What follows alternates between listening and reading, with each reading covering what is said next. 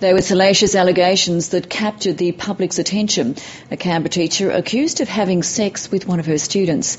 But today, the 43-year-old was found not guilty of all 6 charges. Tanya Tominac walked from court, her name cleared. The former St Francis Xavier College teacher was charged with having a sexual relationship with one of her students in 2005.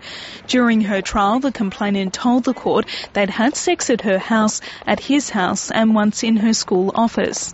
She denied the allegations. Today, Justice Malcolm Gray found her not guilty, saying the prosecution had not overcome his reservations about the accuracy and reliability of the complainant's evidence.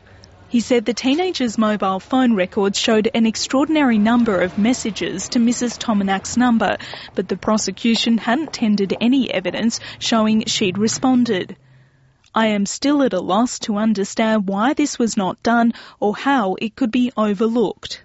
He also criticised the prosecutor for not asking the teenager whether sex toys found in Mrs Tominac's house and produced in court were the ones he described in evidence.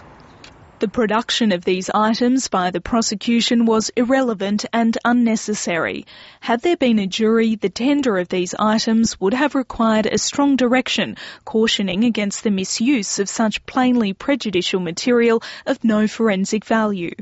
As Justice Gray read out his verdict, Mrs Tominac began to sob. Her family, seated in the public gallery, hugged each other and smiled. When the court adjourned, she continued to cry as she embraced one of her lawyers. Mrs Tominac made no comment as she left, but it was clear there was a weight lifted from her shoulders. Catherine Pohl, ABC News, Canberra.